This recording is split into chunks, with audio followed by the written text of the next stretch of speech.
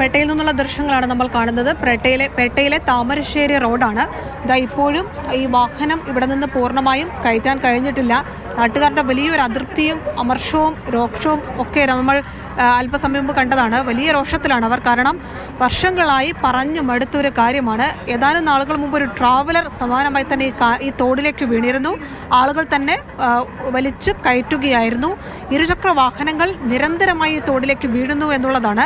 നമ്മളിപ്പം ആ കാർ കാണുന്നത് മുതൽ ഞാൻ നിൽക്കുന്ന ഇവിടെ വരെ ഈ ഒരാൾ പൊക്കത്തിൽ താഴ്ചയുള്ള തോടാണ്.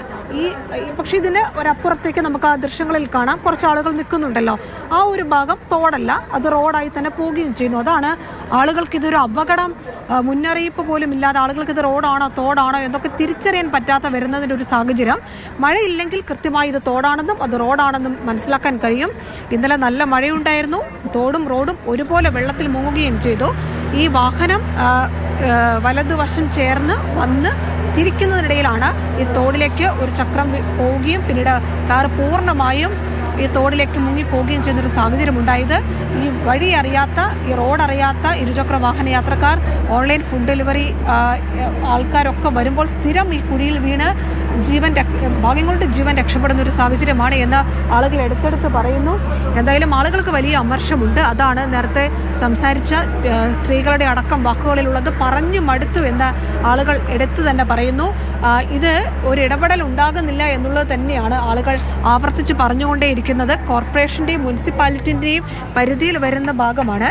MLA അടക്കം ഈ വിഷയത്തിൽ ഇടപെടുന്നില്ല. വലിയ ഫണ്ട് വേണം തോട് നിർമ്മിക്കാൻ. പക്ഷേ അതിൻ്റെ യാതൊരു തരത്തിലുള്ള ഇടപെടലും അവരുടെ ഭാഗത്ത് ഉണ്ടാകുന്നില്ല എന്നത് എടുത്തു തന്നെ പറയണം. അതാണ് ആളുകൾ പ്രതിഷേധമായി അറിയിക്കുകയും ചെയ്തത്. നേരത്തെ ആളുകളൊക്കെ സംസാരിക്കുന്നുണ്ടായിരുന്നു.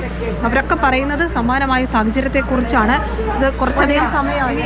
അതെ, നമ്മളിവിടെ എല്ലാവരും വർക്കിംഗ് ആണ്. അപ്പൊ ഈ കുഞ്ഞു കുട്ടികളൊക്കെ ഉള്ളതാ. ഇതുപോലെ ഒരു മഴ പെയ്ത് കഴിഞ്ഞാൽ റോഡും തോടും ഒക്കെ സെയിമാ.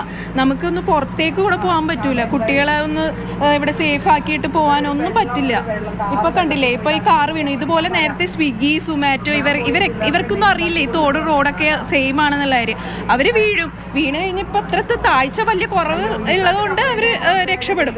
ഇല്ലെങ്കിൽ മുങ്ങിപ്പോയത് തന്നെ ആരും അറിയില്ല. പറഞ്ഞ പോലെ ഗേറ്റ് ഒക്കെ തുറന്ന് കുട്ടികൾ പോയാൽ നേരെ തോടിൽ. അതെ, ആരും അറിയില്ല. കാരണം അച്ഛനും അമ്മയും പ്രായമുള്ളവരെ, നമ്മൾ ജോലിക്ക് പോണവരാ. അപ്പൊ ഈ കുട്ടികൾ അറിയാതെ ഇങ്ങനെ പോയി കഴിഞ്ഞാൽ നമ്മൾ അറിയും കൂടെ ഇല്ല. അങ്ങനത്തെ ഒരു അവസ്ഥ ഇതിപ്പോ വർഷങ്ങളായിട്ട് ഒരു നടപടി വരുന്നില്ല, ഒരു പരിഹാരം ഇല്ല. ഒരു പരിഹാരം ഇല്ല. കുറെ കാലമായിട്ട് ഇതിനെ എല്ലാം ചെയ്യാം ഓക്കെ പറയും, പക്ഷെ ഒരു പരിഹാരം ഇന്നവരെ കണ്ടിട്ടില്ല. എന്താണ് കൗൺസിലറെ ആളുകൾ പറയുന്നതിൽ എന്താണ് ഒരു പരിഹാരം ഉണ്ടാകാവുന്നത്? ഞങ്ങൾക്ക് കിട്ടുന്ന ഫണ്ട് ഈ തോടിന് സ്ലാബ് ഇടാനുള്ള ഫണ്ട് കിട്ടുന്നില്ല. ഈ റോഡ് പണിക്ക് തന്നെ ഓരോ വർഷവും കിട്ടുന്ന ഫണ്ട് തീരെ മോശം റോഡുകൾ ആദ്യം കൊടുക്കും. പിന്നെ തീരെ മോശമായി കഴിഞ്ഞാൽ കുറച്ച് പാച്ച് വർക്ക് ചെയ്യും. അതാണ് എല്ലാ കൊല്ലവും ചെയ്യുന്ന ഒരു പരിപാടി. ആ കിട്ടുന്ന ഫണ്ട് ഉപയോഗിച്ച് ഞങ്ങൾ ചെയ്യുന്നുണ്ട്. അതിർത്തി തോടിന് ഞാൻ സത്യത്തിൽ ഇവിടെ ഇടിഞ്ഞു പോയ ഭാഗത്തിന് ഒരു ഫയലാക്കി കൊടുത്തിട്ടുണ്ട്. അതാരും ടെൻഡർ എടുത്തിട്ടില്ല ഇതുവരെ. ഈ ടെൻഡർ നമുക്ക് കൊടുത്തു കഴിഞ്ഞാൽ ഒരാൾ കോൺട്രാക്ടർ ടെൻഡർ എടുക്കാതെ നമുക്കത് ചെയ്യാൻ പറ്റില്ല. ഒരു ഉയർന്ന ചോദ്യം എന്ന് പറഞ്ഞാൽ ഇതിപ്പം ആളുകളുടെ ജീവൻ മാത്രമല്ല, ഇനിയിപ്പോ MLA-മാരോട് അവരോട് ജില്ലാ പഞ്ചായത്തിനോട് നമുക്ക് പറഞ്ഞു നോക്കണം. ഞങ്ങൾക്ക് കിട്ടുന്ന ഇവിടെ അവിടം വരെ എടുത്തത് അമൃത് ഫണ്ട് ഉപയോഗിച്ചാണ്. ഈ അമൃത് ഫണ്ടോ അങ്ങനെ എന്തെങ്കിലും വൈകി എന്നുള്ള ആളുകളുടെ ഒരു ആക്ഷേപം അത് കാര്യമാണ്. നമുക്ക് ഇവിടെ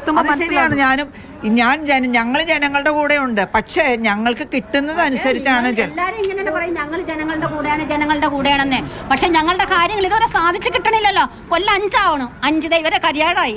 5 കൊല്ലായിട്ട് ഇതേവരെ സാധിച്ചിട്ടില്ല. അപ്പൊ നിങ്ങളൊന്ന് ആലോചിച്ച് നോക്കിയിട്ട് നിങ്ങൾ ഇതിനിടയിൽ എത്ര പേര് കുഴിയിൽ വീണ്, തോട്ടിൽ വീണ്? ഇഷ്ടംപോലെ ആൾക്കാർ അത് ഈ 5 കൊല്ലത്തിനുള്ളിൽ മാത്രമല്ല, ഇതിനു മുമ്പ് ഇഷ്ടംപോലെ നിങ്ങൾ 5 കൊല്ലം പറയണില്ല. ഇവിടെ ഞാൻ 25 കൊല്ലം ഞാൻ പറഞ്ഞത്. 5 കൊല്ലം ഞാൻ നിങ്ങളെ പറയണില്ല. 25 കൊല്ലായിട്ട് അനുഭവിക്കണാണ് രണ്ടും. എല്ലാരും പറയും ശരിയാക്കി തരാം. പക്ഷെ അവരവരെ കാര്യം നോക്കി പോകും. അത് കഴിയുമ്പം ഇവിടെ അനുഭവിക്കണം ജനങ്ങൾ.